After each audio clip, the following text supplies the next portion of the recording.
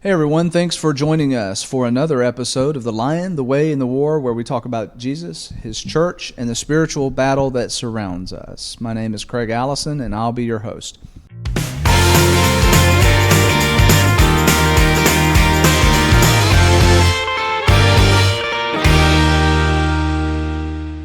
Today's guest is Cody Hedgecoth.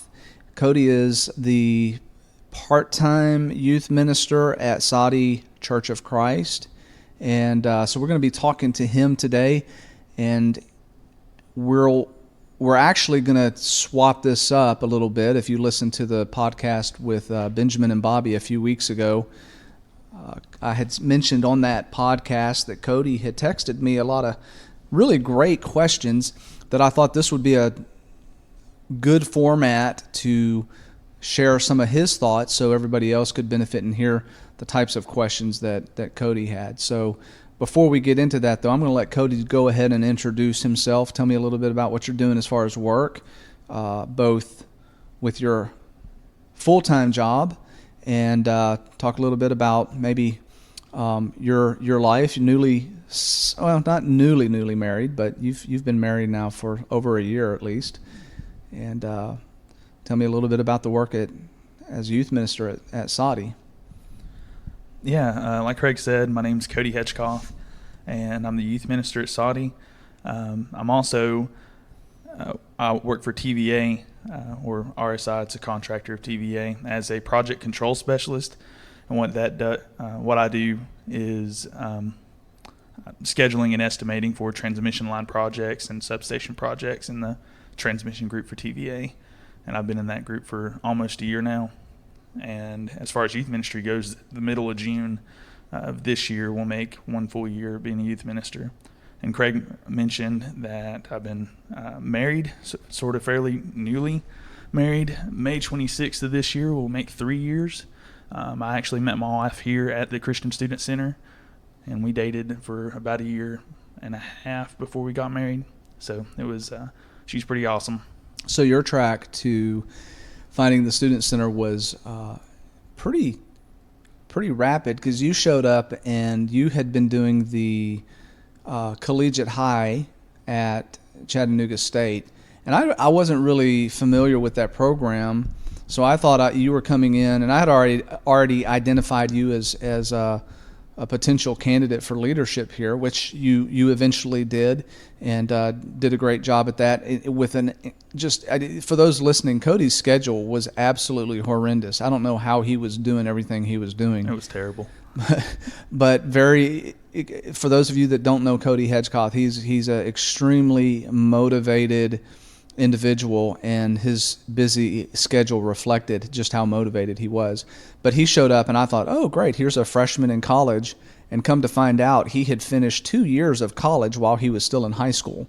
So I didn't have him for nearly as long as I had hoped to have him, and so he came in and did some really great things, was a great example.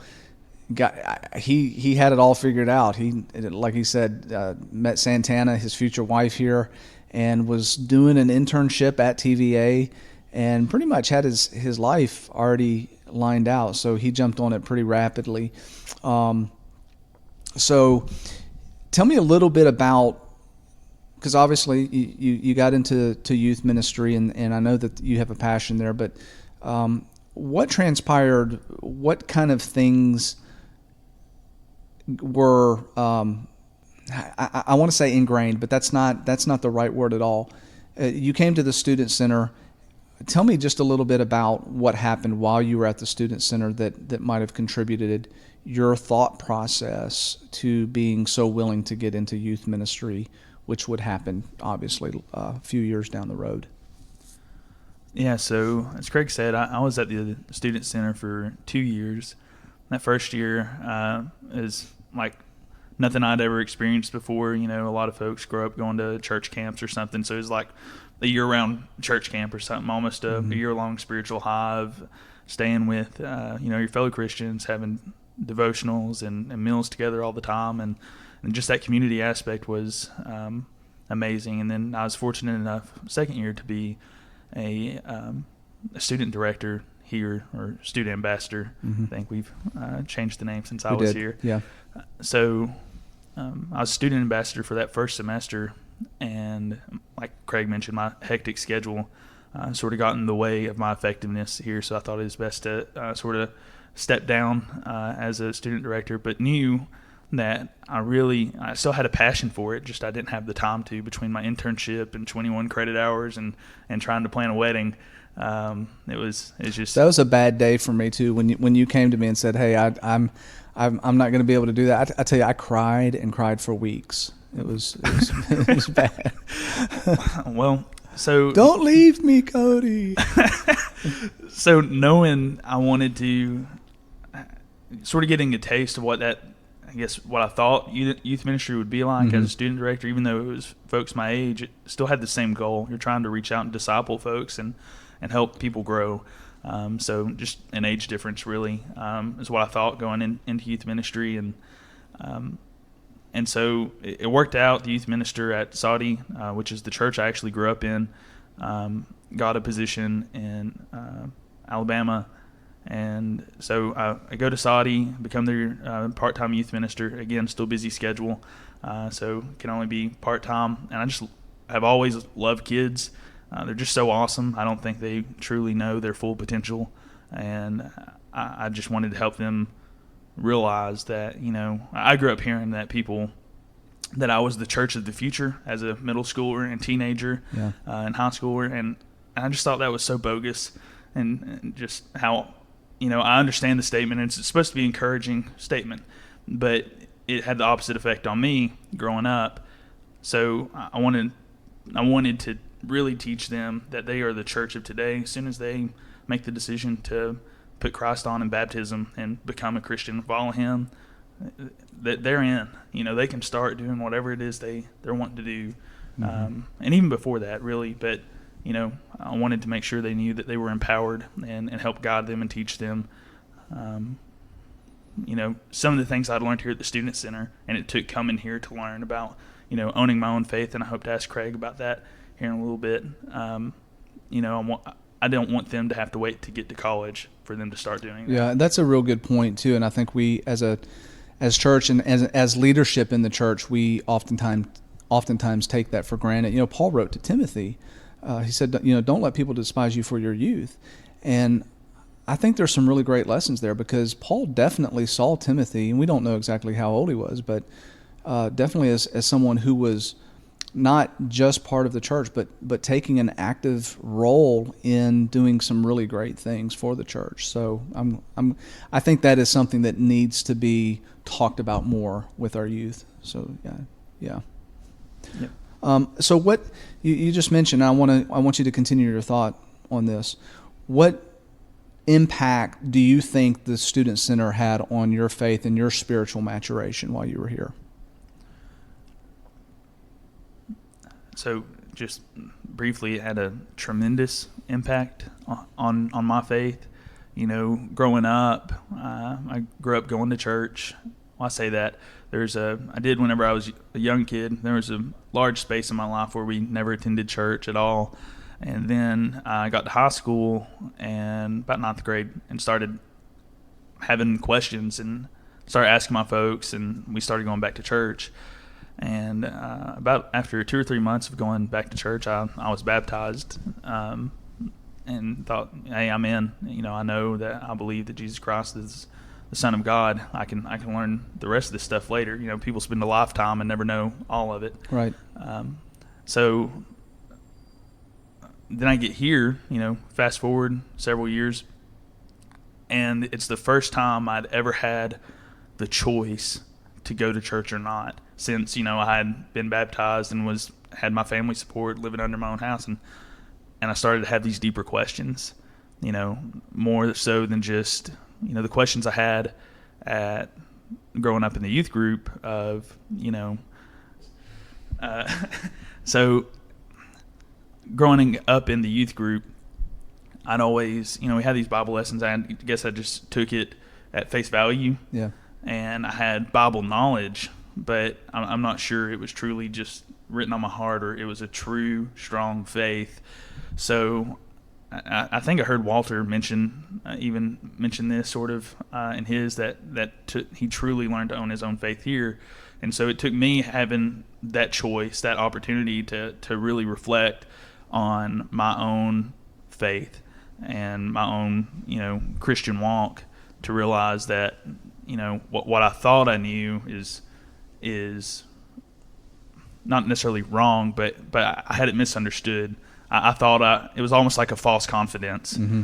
And I get here and realized, hey, this is like the Acts 2 church that we read about. This is what it's supposed to be about. It's about reaching people. It's not about following, checking off boxes or a rule book. Being a Christian is so much more than that. So you've been in youth ministry now for how many years did you say? Almost 1 year now. Okay, so do you think the church at large is preparing our youth for life in college? No. Yeah, I don't think so. And again, I think it's just because of the choices. I think most college students or high school grads, whether they go to college or not, will tell you, all the responsibilities that they now have and the situations they are put in once they're outside of high school are just so much different. It's more on you, less reliance on your family, less, and I don't think we, at least in my case, I can only speak for my personal experience and some of my close friends. I'm not sure that we were given enough slack. I think we were pretty sheltered growing up and almost hidden from what the real world is truly like. From a spiritual standpoint, life just gets messy, and if you don't know that that's an option, you're sheltered from knowing what's even out there. Yeah. How can you ever be prepared for it? So I understand sheltering. I do understand, but if you don't coach somebody before they get there and wait for them to get in a situation, then they just won't be prepared for it. Okay, so there's an installation that is taking place that I see as far as kids that get here as freshmen. It's almost a paradoxical situation because they've been, we've all heard the term like helicopter parents and that kind of stuff. And what's crazy to me, and you may have more insight now that you've been working with youth and parents to a certain degree, is that as much as we may be trying or thinking that we're insulating our kids, they've been exposed already to a ton of stuff that parents, I don't think, even begin to fathom. So that whole, like, I'm, insulating my kids, I'm sheltering my kids, what's actually taking place behind the scenes is that they're being exposed to a lot of stuff. The church isn't dealing with that stuff. They don't want to deal with that stuff because it's awkward and the questions are tough. And so they come to college now and they're out for the first time and they have this level of independence that they haven't had before. Plus they've been exposed to all of this stuff in high school, and it's a ticking time bomb. That's a good point. I do agree with you there. Speaking from experience, there's things my parents never knew I was exposed to, and they were some of the ones that tried to shelter me. I got into some stuff that I shouldn't have been into. And they never knew. And luckily, I had a youth minister that after I dealt with some of these issues for years and years, I was able to go to him. But the parents that sheltered me, still don't, were never aware while I was going through it, while they thought they were doing me a favor by not, talking to me about certain things. And one that I think a lot of teenagers struggle with, that in church is just a taboo topic, is just sex and now how technology grows, and it's just more Yes, people in trouble. I talked to, and for those of you listening right now, this is the title of our podcast, The Lion, the Way, and the War. Right now, what Cody and I are talking about, this is the war part of it. This is how Satan is attacking our youth. And we haven't really delved into this topic as much yet, but I think this is a great thing that more people need to be aware of, because I certainly have had parents approach me and talk to me about, what are my kids? How are my kids doing at the student center? Are they plugged in? Are they going to the campus ministry there? And sometimes I have to tell them, no, I haven't even seen that kid. And the things that they've been exposed to in high school and even elementary school have laid the groundwork because it has not been addressed. We have not addressed that as a church. We are failing, guys. We're failing as a church to address these issues. And Satan is grabbing hold of our kids, grabbing hold of our youth from a very young age. And so this is why it's important that you all are hearing from youth ministers firsthand. We had Cody Harrington on last week, and we didn't get deep into this topic, but it's there nonetheless, and I think that it needs to be addressed. So all that said, Cody, what, and maybe you've already stated this, but just reiterate, as a youth minister, what do you see as the biggest issue our youth are facing today? Just for clarification, biggest like worldly sin issue or like the Yeah, biggest? I mean, what is the biggest issue on in the world of the youth as far as the pulling them away from Christ, doing spiritual damage to them? To be honest, I think it just varies so much by individual.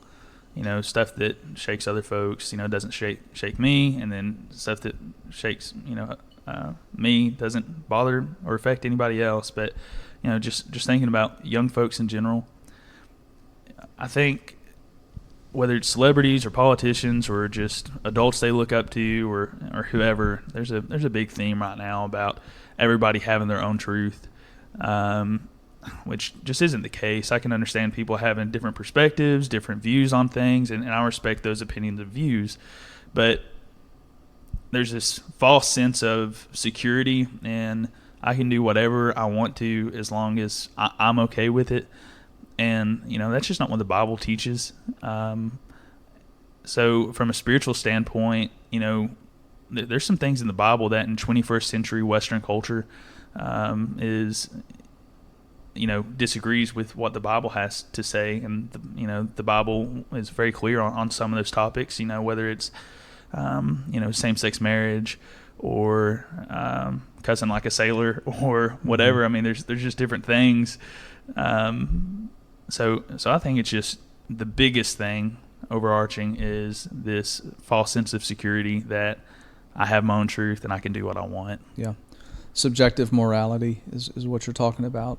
And I think our interview last week with the other Cody Harrington, he had mentioned that social media has made a big impact on the access to that. So these kids are getting these ideas from somewhere. It's not just something they wake up one morning and go, oh, hey, I am authority unto myself, and I decide that if it's good for me, then it's okay.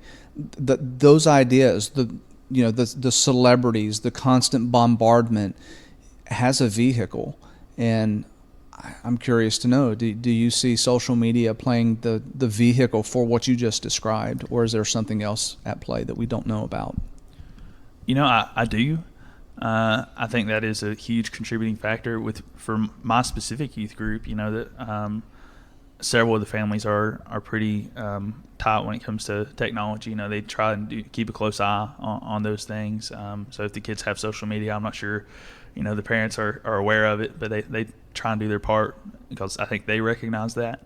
But even just peers, I mean, you can't really escape that thought process. Whether you're listening to the radio, the songs these kids, anybody listen to, the friends you have at school, teachers that you might respect and look up to, having, teaching you different things than what you might have heard or learned before. So yeah, I think social media plays a huge role for, and that's not even limited to kids. There's things on social media that come up on my newsfeed on like Facebook. Like, why in the world is this coming up, or this video? I don't know if you guys are like me. You'll start watching, a video on, a time-lapse video of a house being built, and you get caught in that loop. The next video comes up, comes up, about 10 videos down. You're like, how did I get to this? Well, some of those how did I get to this moments are not good things at all, and right. That is out there. So you can stumble on it by accident. So yeah, I think social media plays a huge factor. But even if social media went away, I mean, the world hadn't changed. It's just gone digital. Yeah. So it's been here since Adam and Eve. It's not something we can escape. Yeah. Last question for you, and then I'm going to let you assault me with some questions. And what do you think, Cody, is the way that churches and youth ministries can better prepare our youth for the college ministry? And I ask that for a very selfish reason, because I've seen ones that have come here to the campus ministry that have a level of assurance in their faith that is really, to me, astounding, but there are so few and far between. I'd say high 95% of the college freshmen coming in here are so unprepared for college life. Where they're at spiritually is infancy in a lot of ways. And, I work with that, and for a lot of them, while they're here, I am I'm like shaking their universe, with some of the questions that I ask. I mean, it's obvious they've never been asked some of these questions before, and they're not prepared to deal with it. And it's like, so I crack their universe in a manner of speaking. But you have to do that. You have to sometimes tear something down to rebuild it. And I just wonder how much further I could get in the 4 years they're here if they came in here better prepared. So all of that to ask you that question.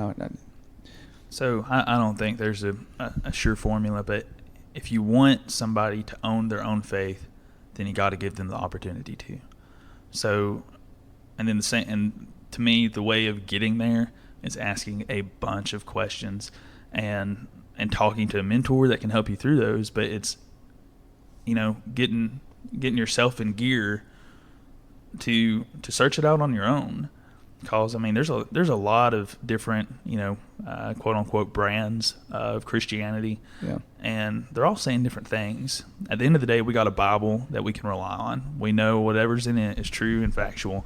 And so I think the biggest thing that we could help the youth before, they get to college is, I think everybody wants their best interest and wants them to have their own faith.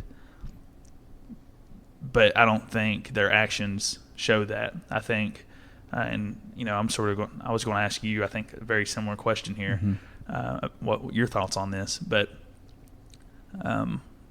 you gotta ask them the questions and let them find the answers.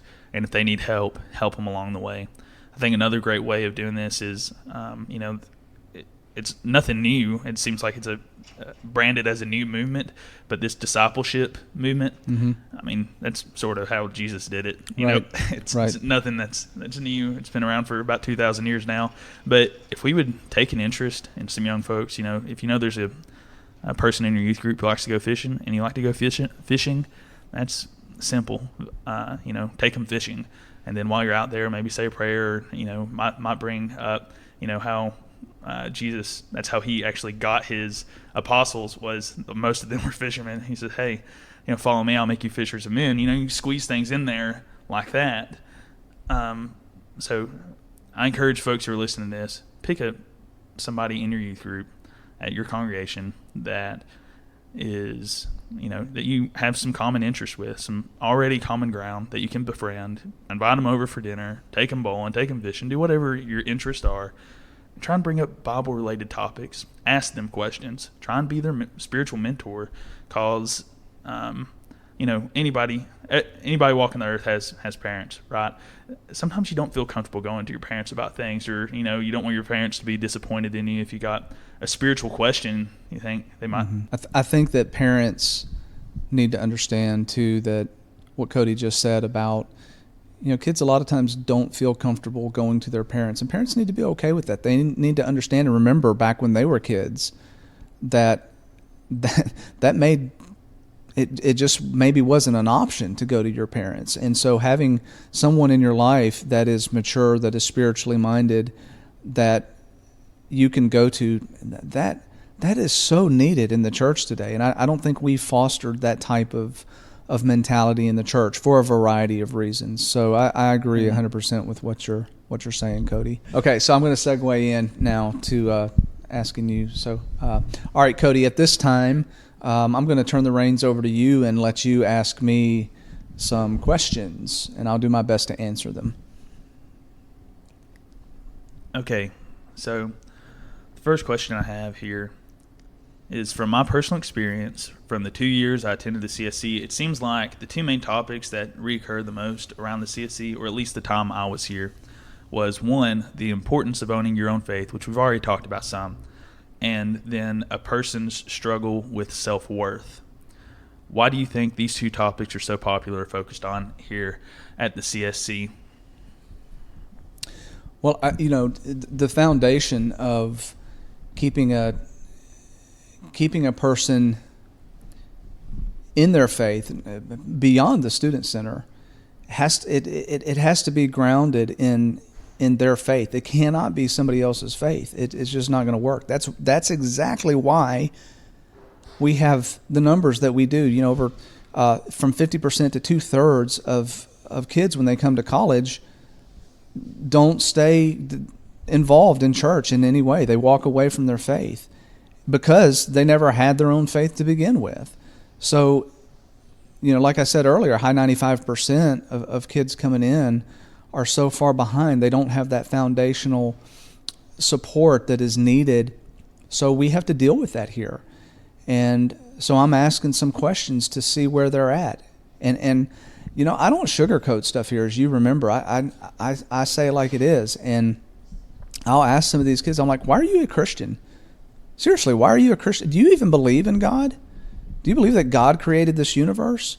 And for the first time, they really have to stop and think about that. Not what mom and dad want to hear, or uncle whoever, whatever family member or elder or preacher or minister or anything like that. They have to think about it on their own.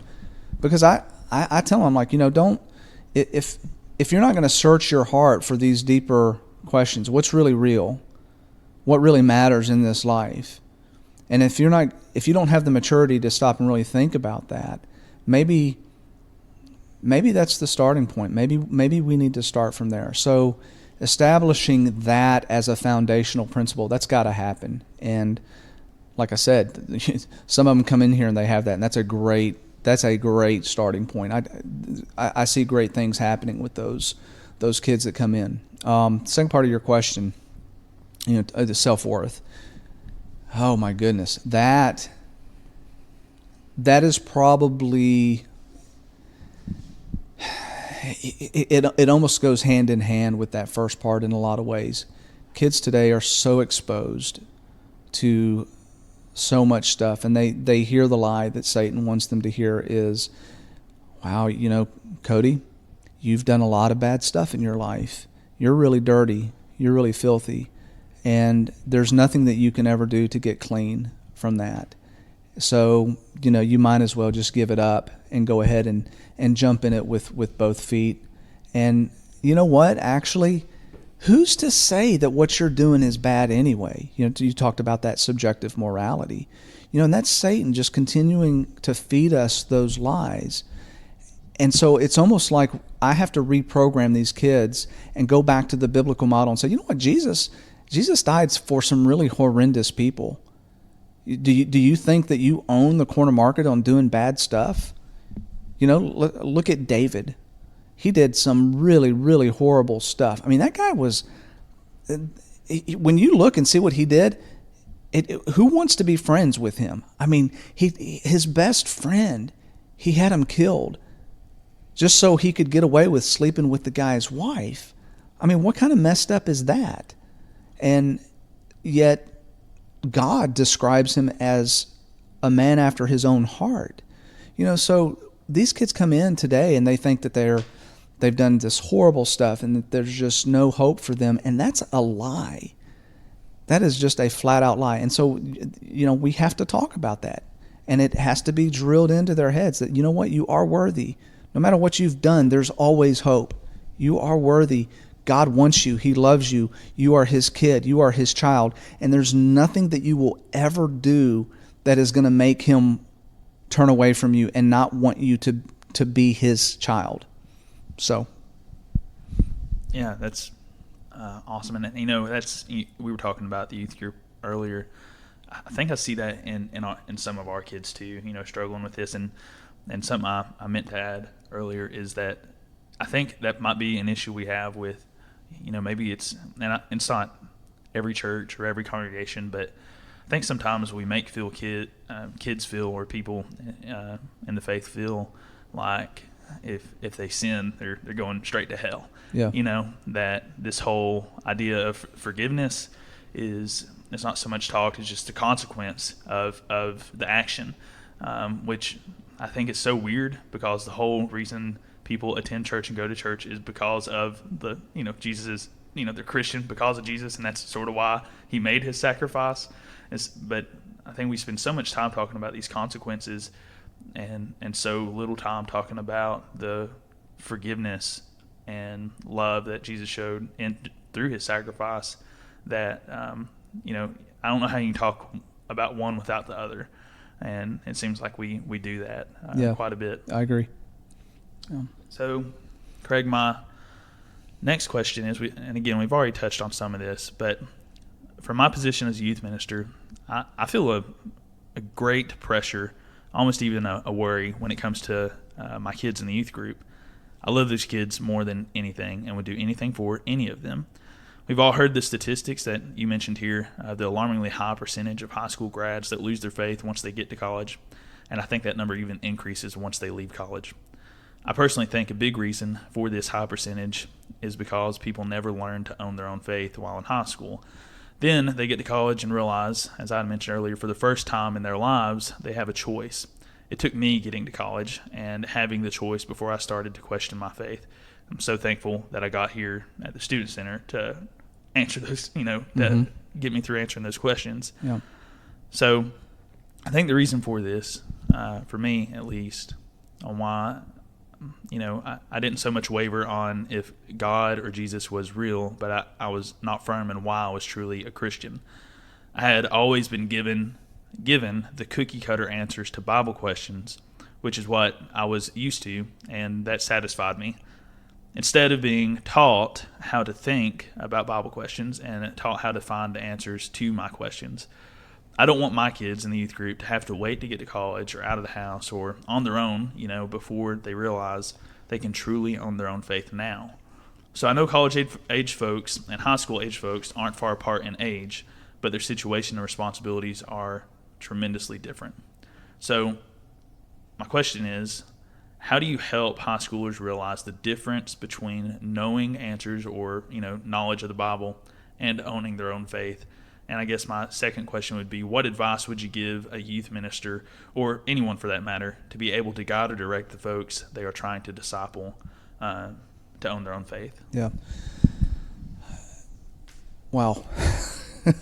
Okay, so that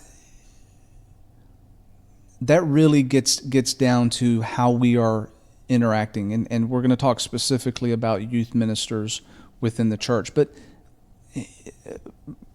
expanding that out just a little bit, because this is something that goes beyond just the youth minister, to really get to the heart of answering your question. And this is something that I talk to other congregations about. First of all, that family unit is vitally important for a kid, because if they see mom and dad or whoever their provider is for their physical needs, okay, and I know we have a lot of dynamics in the church today that are varied, so it's not always that nucleus, mom, dad, kids.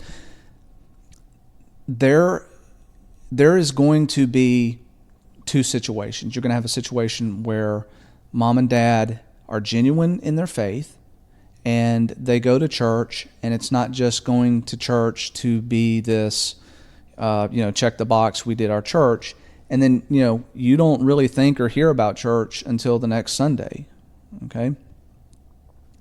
So you have this this is a strong word, I understand it, but I'm going to use this term just so everybody understands, this hypocritical type of situation where your child sees that what you're doing as far as church is concerned is just something that you do. It's not something that you are. And that's a critical piece of this.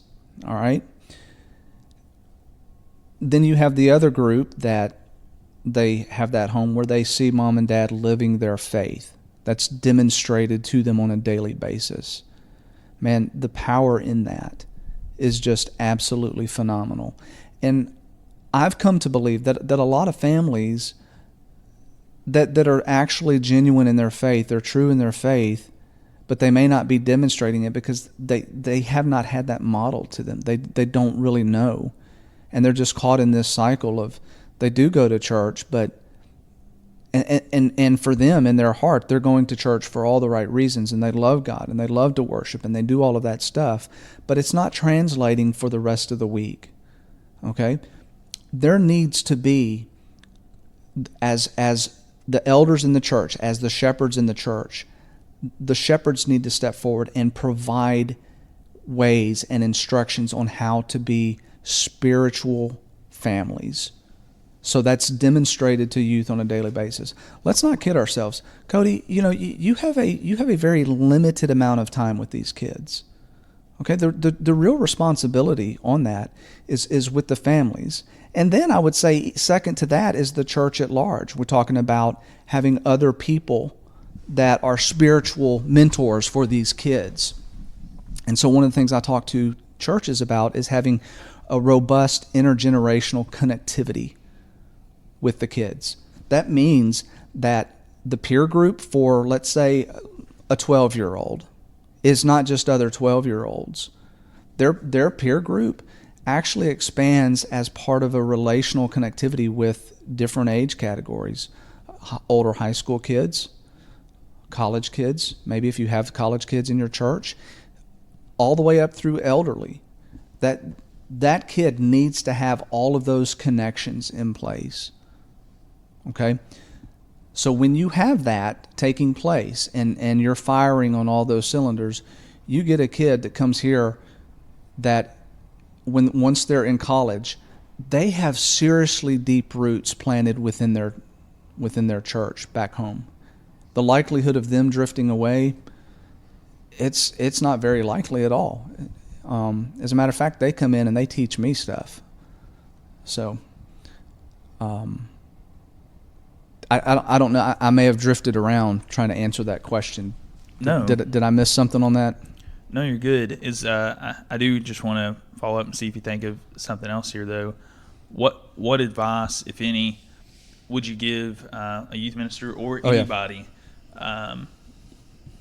that to help guide or direct folks that they are trying to disciple? Yeah, I think their own faith. I think understanding what I just said, the part that they play in that in the kid's life. So as a youth minister, outside of you being there as a mentor for the kid, is to maybe explain some of these concepts that I don't think a lot of church leaders or families are aware of, the impact that it has on their kid. To have that intergenerational connectivity where a kid understands that they have avenues and there's people they can go to in the church that are trustworthy, that they can talk to, and they have that active mentorship going on. And maybe from the youth minister standpoint, having some conversations with the kids who may be looking at mom and dad as hypocritical, but that's not the right way to be looking at that. And you do have that. I don't want to sugarcoat that either. You do have families that are simply going through the motions. They're not connected at all. But you also have, and I hope this is the majority, parents that are going to church, but they just don't understand the importance of displaying what Christ means to them throughout the week for their kids. And so asking the kids as a youth minister, hey, what does that look like for you? How does that make you feel? Let's talk about Monday, Tuesday, Wednesday, Thursday, Friday, Saturday, okay, during the week. How are you living out your faith? Are you living out your faith? And the kid the kid may answer, I don't know what you're talking about. And following that as a youth minister, following that up with mom and dad, if you see concerns or red flags there, the kid's being exposed to some things. And then, with the eldership, the leadership of the church stepping in and maybe offering programs to teach parents the importance of having that type of dynamic relationship within the home, so those kids get that root system that they needed. When you mentioned the Acts 2 church, these were families coming together, and they were constantly supporting each other. We know that because they had all things in common, is what Scripture says. And so we need to try to have that type of trust and unity within the church. So, specific examples there for you. Man, this has been a really great discussion. We're probably going to break this up into 2 parts, actually, because I think, like part 1 and part 2 might be effective on that. But final words, Colossians chapter 3, verse 17. And whatever you do, in word or deed, do everything in the name of the Lord Jesus, giving thanks to God the Father through Him. Folks, tune in next Thursday for another episode of The Lion, the Way, and the War. Until then, be good to each other, be kind, love each other, share Christ, and be the light in this world that we so desperately need. And have a blessed week.